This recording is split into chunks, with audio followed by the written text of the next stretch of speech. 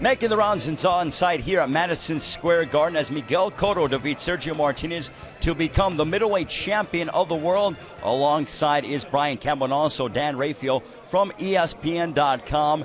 Dan, tonight, Miguel Cotto made history, becoming the first Puerto Rican fighter to win a title in 4 different weight divisions. What a night.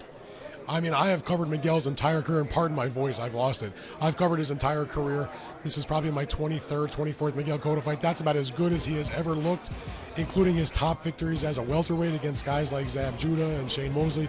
This was what I called in my article that is posted now on ESPN.com a tour de force. It does not get much better for Miguel Cotto than what he did tonight. One of the big components to what Miguel Cotto has been able to do has been the tutelage of Freddie Roach. Brian, tonight we saw a masterful game plan. No question about it. Look, I think here's the thing about Cotto throughout his career. When he's comfortable in camp, when there's no distractions outside of the ring, we see a different Miguel Cotto. This is a 33-year-old man tonight who looked like he was in his mid-20s. I think you got to give a lot of credit to that, to what Freddie Roach did. You know, maybe we look back at the Delvin Rodriguez destruction late last year. We don't look at it with the same viewpoint anymore, because Miguel came out. What Freddie brought together was a little combination: the aggressive body attacking, left hook punching Miguel of old, mixed with the boxer that we saw under Pedro Diaz, under that tutelage. Tremendous footwork tonight from Miguel, going to that left hook to the body, looping that left hook over the right hand that Sergio Martinez has been known to drop. We saw just a textbook performance. As much as we knew that maybe Miguel could be competitive, I don't think any of us saw this type of outcome tonight. I don't think any of us could have expected the 3 knockdowns from Miguel Cotto to Sergio Martinez in the first round. Dan, were you surprised at how assertive Miguel started off? Because he came out, as you mentioned, like a tour de force and set the tone early. I wasn't surprised that he came out aggressive. I think that was going to be part of their game plan. The fact that he got Sergio on the deck 3 times in the first round and then he survived, my memory went back to the first fight between Marquez and Pacquiao. And if you remember in that fight, Pacquiao got dropped Marquez 3 times in the first round, but Marquez was able to come back and make it a very close fight. I thought he won the fight. Sergio Martinez, though, I thought, okay, maybe he's going to make a comeback like that. There was no comeback. He got absolutely, just destroyed tonight, and it was not even close. The scorecards from the official judges all had it a shutout.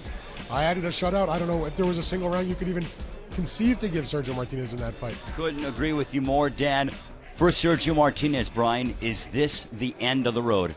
We know he's got another fight under his HBO contract. You know, his trainer tonight, Pablo Sarmiento, after the fight, didn't want to commit to anything. I think we'll see him back, but I think what we saw tonight was the end of the road physically for that dynamic, that fighter that just goes on rhythm, that can just change things up, that can drop his hands, that can work with that swagger. He never got in a rhythm tonight. Part of that was, of course, how explosive Miguel came out, but I think part of that was the age, the injury has caught up to Sergio, and he talked during the fight to his corner about the knee acting up. And when he's a fighter, a guy who relies so much on athleticism, when he has a knee issue that's going to slow him down, it's going to be the beginning of the end, because he's not a guy who gets by on technique.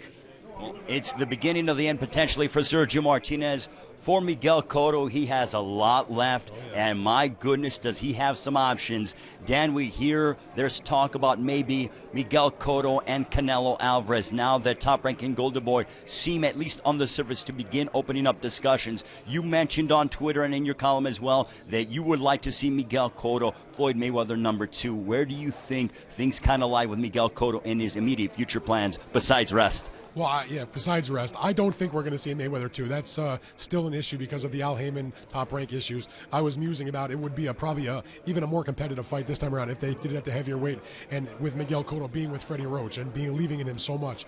I think what we're realistically looking at, and this is what Bob Arum talked about after the fight, a fight for Miguel here at the Madison Square Garden in December against whatever opponent they come up with, potentially Canelo Alvarez. Alvarez, remember, he's got a tough fight against Erislandy Lara in July.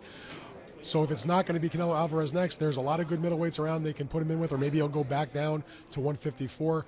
But the bottom line is, at some point later this year, maybe May of next year, whenever, I think we're going to see Canelo Alvarez against Miguel Cotto. That is a mega fight. It's Mexico versus Puerto Rico. It's about as big as it gets in boxing. The 2 most popular fighters from those countries, 2 exciting fighters.